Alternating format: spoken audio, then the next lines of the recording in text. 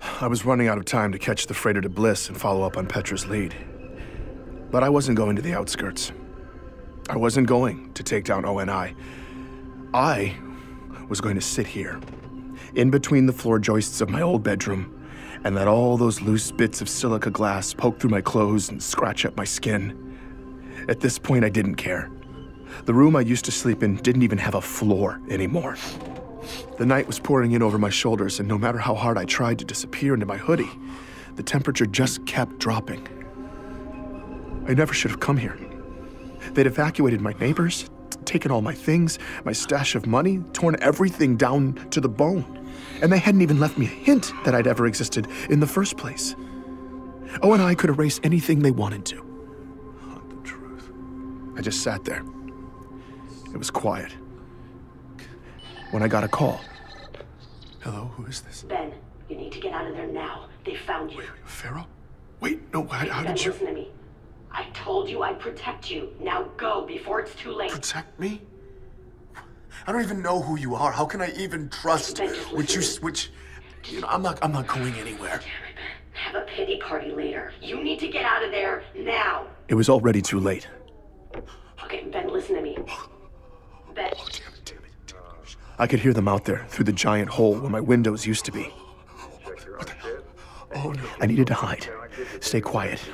If they were using biometrics, I needed to slow my heart down too. But I was terrified. And then I froze. ONI was here. And everything became instinct. I flew out of my apartment into the hall. A door. Any door. I picked one, but the plastic sheeting. I stepped too loud. So I retreated and slipped through a door across the hall. Soft feet this time. Moving as fast as I could toward a back bedroom, avoiding the wrinkles on the floor, navigating the silhouettes of draped furniture. Trying to be silent. I curled up beneath a bedroom window and listened. That was my door opening. They were in my apartment. Had I left any evidence? I needed to relax. I breathed and waited. They would systematically scan the building until they found me. And then they were going to stuff me in a bag. I closed my eyes, tried to disappear. The sounds had gotten faint. This was my chance. I could make it to the stairwell, but I had to go now. I went, and 3 strides into the living room, I could hear them coming around. I dropped down out of sight behind a couch. They were right outside. I waited. It was quiet. And then they struck. No. The agents began to overpower me. They were about to put me down when... The agents crumpled to the floor. They were dead. What happened? I tried to clear my eyes so I could see when suddenly I heard one of the agents still alive. And then he wasn't. I saw the shooter emerging from the shadows, snatching up the ONI compads and stepping right up to me. Do you trust me now? Yes, what? Yeah. More agents will be here in 2 minutes. You can wait here to die, or you can get your ass out that window right now. I did what she said. Okay. I just met Pharaoh. I'm Benjamin Giroux. And this is Hunt the Truth.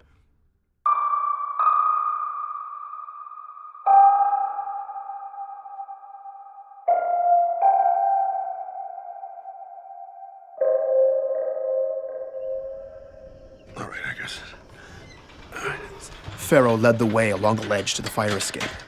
I was trying not to look down. We jumped the last several feet, and I immediately ran across the street to take cover. Pharaoh, where are we going? Stop talking. I did as she said, trying not to think. She moved quickly, staying in the shadows. I tried to step where she stepped, but it was hard to keep up. I was almost out of breath by the time she finally ducked into a drainage canal and stopped. I was trying to digest what had just happened. Were those agents I don't have time to talk.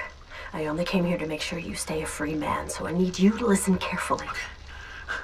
If they haven't already, Oni's definitely greenlit you now. You need to get off-world. Agents are probably searching the neighborhood as we speak, and they won't stop until you're neutralized. Oh God. Listen to me. We will protect you. Okay. But we're mobilizing in the outer colonies right now. Major pieces are in motion, so everything's on lockdown. You'll have to make it on your own for at least a few more days. We'll give you the resources you need to lay low. She handed me a compad. This is completely untraceable, so use it for whatever you need. It gives you access to a secure account, too. You'll have more than enough credits. What, really? Seriously? Ever since O&I froze my accounts, I hadn't even been able to buy a cup of coffee. And now Pharaoh was giving me a trapdoor out of financial ruin. She'd already saved my life. And now This is great. I can't thank you enough. You can access our network of safe houses on there. The protocol's blocked right now, but when the lockdown ends, it'll automatically prompt you. I'll make sure they know to take care of you. Wait. Won't you be there? The move we're planning is dangerous. I'm about to go dark. And this time, it might be permanent. What? Wait, no, what? Why are you taking this much risk? There's no time. The window's closing and the chief is still taking the fall. Your story exposed Oni. The Biko leaks cut him deep. We had those bastards bleeding.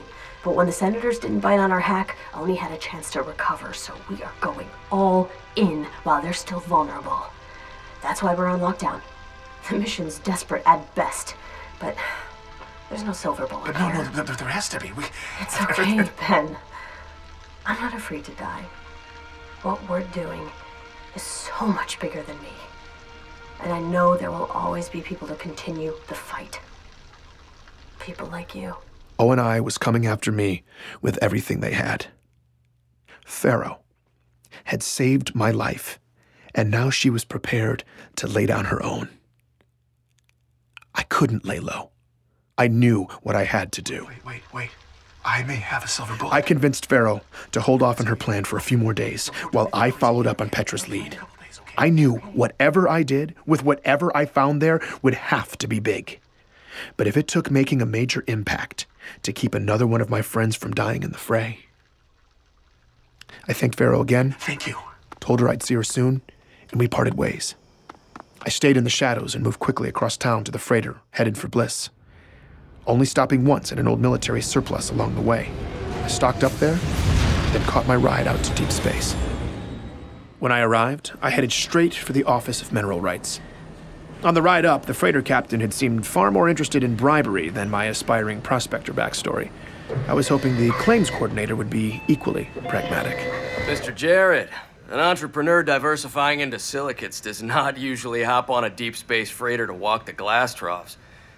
I like your gumption, but I'd love to show you some of these projected yields. Actually, I already have a plot in mind. After negotiating transport up here, I understood better what the industry considered acceptable compensation. And with all the haggard men outside holding gold-plated compads, I figured the man who issued the permits would have me plundering Pharaoh's account. So, 75,000 credits later, I had access, nav, and full gear. He seemed alarmed, though, when I refused an escort. Yeah, that's 4 clicks from here. And beyond that periphery, it's a hard slog through raw glass. Some of those formations will stab through bone. I just signed the waivers. To his credit, he offered me some parting advice, free of charge. The wind really kicks up out there, and the particulate's been extremely rough. We've had to close the shutters twice in the past week.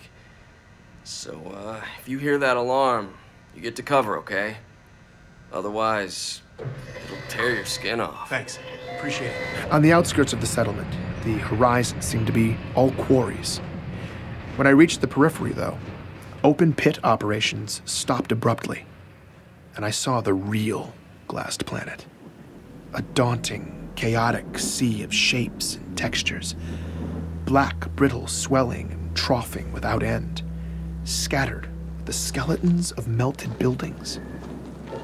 The terrain was brutal, repeatedly slowing my trek to a crawl, picking through fields of jutting glass. The climate was killing me too. Constant thirst, despite constant water breaks. My skin felt like it was cracking beneath my soot-caked gear. And after choking on a mouthful of dust, I'd been breathing on the respirator for the past hour. Occasional desert plants pushed through the cracks, bright blue or blood red. But aside from the crows stalking the settlement's landfill, that was the only non-human life I'd seen. It was all that fine ash. 32 years later, still suspended in the atmosphere, it precluded thriving life. as it painted the surreal sky above, constantly shifting with the erratic winds, gorgeous streaks to diseased palls. I had been making relatively good time when a cloud of dense ash suddenly descended. I stopped. I was totally blind. I didn't want to take a step. A lethal fall seemed far too possible. I checked the nav. Only 1,200 feet to go. I was debating whether or not to wait out the fog when it suddenly lifted. It was beautiful for a moment. When a low, rising growl snapped me out of that reverie. The storm siren. I pulled up the nav and started moving as fast as I could. Sudden pockets of cold, hot, then cold again. The wind whipping sharply back and forth, bits of sand spraying against me.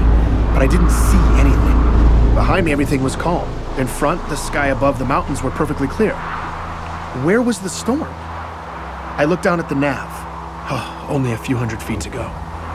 Ahead, I saw the ruins of a huge complex.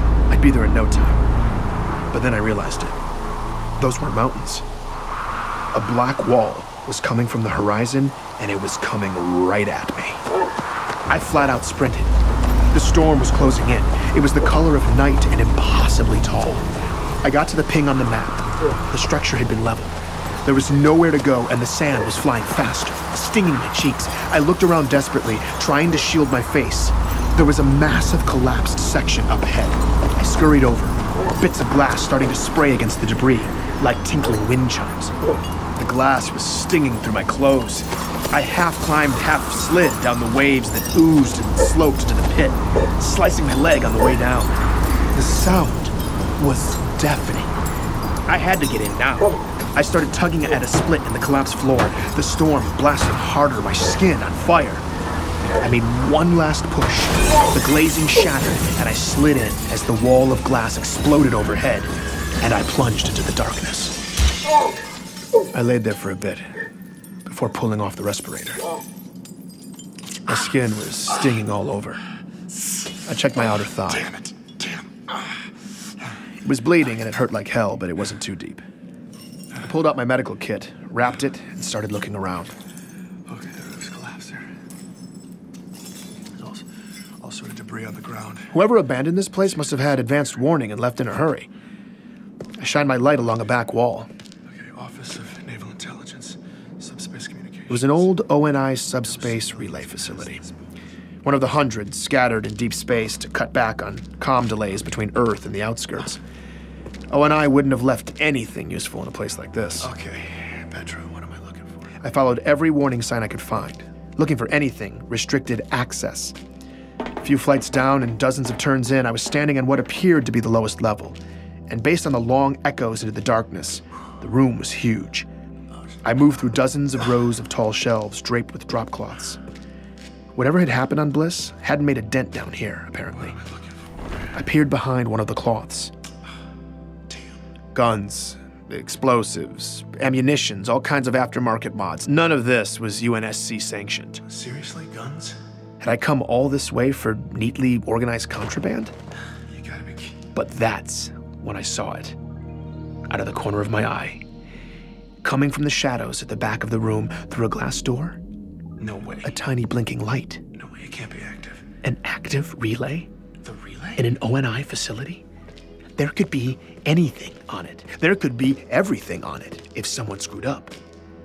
The surface destruction was catastrophic. They could have just assumed the glassing had gone this deep. And ONI probably wasn't even operating in any real capacity out here anymore. Okay. This had to be why I was here. Let's see.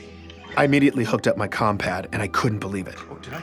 The server was in standby, but it seemed fully functional. Connecting? Something kicked on deep below, and low auxiliary light filled the room. Oh my god.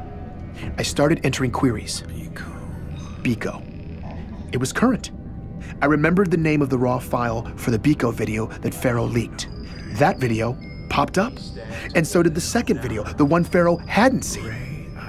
I pulled it down and opened the footage. It was a composite of every single angle cameras captured that day. The original video just showed Chief firing down the hallway where 4 civilians had died. But I didn't see civilians in that hallway. I saw 2 janitors with a rocket launcher. I saw 2 couriers with frags, and none of them had a chance before Chief dropped them. Shot for shot, bullet for bullet, I watched him take out the terrorists, firing his handgun exactly 12 times, hitting only assassins every time. I saw the bodyguard and 4 embassy guards firing at Sakibo himself. And the best part was, the coroner's reports backed up all of it. Ray's scavenger was dead on. It was indisputable. Chief killed the bad guys killed the innocents. I found Sakibo's original request for security and the UEG's immediate automatic rejection. I can't believe it. I had everything I needed to clear the chief. We got him. But there was so much more to implicate ONI. I got an awful idea, and I knew exactly what to search next. Benjamin Giroux. As the results popped up, a chill went down my spine. Psychological profiles on me. Conversations between Sully and his bosses. Bullet point lists of my pressure points and relationships. This was making me nauseated. I downloaded the files, but I couldn't read it. Oh, no way. I scrolled through my interviewees.